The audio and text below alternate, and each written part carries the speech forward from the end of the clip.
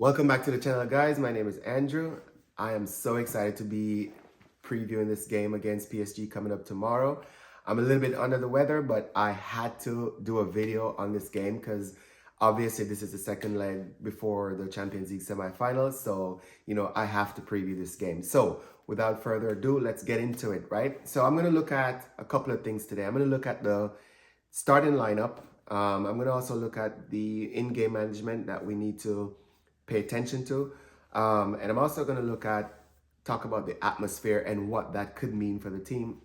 So let's get into it, right? So first of all, as far as the starting lineup goes, we need to pretty much go with the same team that we did last time. There's not a whole lot of changes that needs to be made. For me, as usual, Ter Stegen in goal, Koundé in right back, Araujo, Kubarsi, Cancelo. And then in the midfield, we're going to go with Gundogan. And I'm going to play around a little bit with the midfield, right? So my initial instinct says Gundogan, Frankie de Jong, and Pedri. However, I know that Xavi is a brilliant guy. And one of the things that I was thinking about, since Christensen is unavailable due to suspension, who could we put in that holding midfield position that is going to add something to the defense and also give something with, passes up towards the front line, right? Inigo Martinez for me. Martinez is actually pretty good with distributing the ball from the back. I've seen him a lot of times defensively, just like Pau Kubarsi. I've seen him make those passes quite a few times. So, I would not be surprised if I see him slotted into that holding midfield position, because what he's going to do is add to the defense. And then Gundogan and Frankie de Jong on the right and the left side, and then Pedri can come off the bench later on. Up top, I think that we're gonna go with Lamine Yamal, Lewandowski in the center, and Raphinha. Right? We need to have Raphinha in there on that left side. We absolutely need to have him helping out with the defense, because Cancelo is the weakest link in the back line, and so having Raphinha to track back and help out is crucial. Another thing that I think that Xavi could do, just knowing how Xavi operates, he could go ahead and keep Frankie, Gundogan, and probably Fermin Lopez. Yeah, I could see a lineup where it's Gundogan, Frankie de Jong, Fermin Lopez, and then Pedri instead of Lamine Yamal. We're basically adding an extra midfielder in the attack to control ball possession. But honestly, guys, I don't think that's necessary. Let me know what you think in the comment. I don't think that's necessary. I think that we should keep it quite similarly to what it was last week. We need to have an attacking front line and go for it. Pedri's just fresh back from injury. We saw what he can do off the bench like he did last time out. So let's keep him for the second half, right? Let's keep him. I would strongly say let's do Inigo Martinez in that holding midfield position. Put Frankie de Jong and Gundogan in as the other two midfielders. And then Lamine on the right, Lou in the middle, Raphinha on the left attacking side.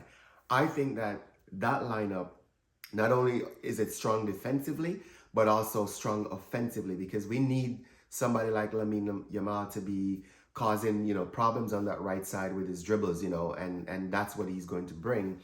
And then obviously in the second half, you can make changes accordingly, like what we did last week. Take out Lamine, put Raphinha on the right side, replace him with João Felix, later on bring in Pedri if he didn't start. So we are looking pretty good. Now, one thing that we gotta, as fans, especially those that are in Spain, we gotta bring that atmosphere and that energy. We have to make it a place unlike no other. Like I've seen over the last few months, the Barca supporters, the fans in the stadium, they've risen they're up their game, and their level of excitement and cheering, it is just amazing. And that's not really something that you necessarily associate Barcelona and fans with, But I've seen the support and the cheering and the chanting. It's been so much more noticeable over the last few months, and we need that. The Madrid needs to be packed, and people need to be just pouring that energy down on the field to those guys. And honestly, when I think of PSG as with other opponents, I don't usually talk about them too much because what they bring doesn't matter. The one thing I know for sure is that if Luis Enrique learned anything from last game, he is going to start Barcola on the right, probably put Dembele in the middle and Mbappe on the left, or vice versa. It doesn't matter. At the end of the day, we're going up against a strong team with incredible players, with absolutely brilliant speed, and we know what that means. So it is our responsibility to make sure that we are locked on from the very first minute to the last. Now, the thing that Barcelona needs to be very mindful of is two key things. One, focus. We can't lose focus not for 1 second. You saw what happened, right? If you flash back to Bayern Munich game last year, Barca dominated that game, absolutely dominated. And we have 2 minutes of nonsense where they just switched off, lost focus, and we conceded 2 goals. And that was it. We lost 2-0. That's it.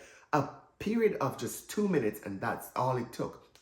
Against PSG last week, same thing. Over a course of 3 minutes, maybe 4, we conceded 2 goals. And just like that, we were in the lead, and now we find ourselves behind. Kudos to the team and how they reacted and responded and ultimately getting the victory. But we cannot allow ourselves to be in those situations. We have to lock it down. We absolutely got to lock it down. So once that first whistle go, we got to go for it. And the second half, that's when we need to be more focused than any time else, is because that's when we usually kind of drop our focus a little bit and get ourselves in trouble. So the team needs to be focused the entire duration of that game. There can be no letting down of the guard.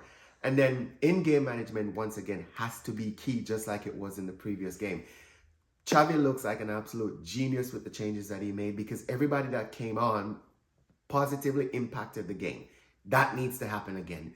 Whoever comes on needs to impact the game in a positive way. And I think these guys are so ready for the challenge. I think that they are worked up. One thing I will say though, Xavi, this is for you.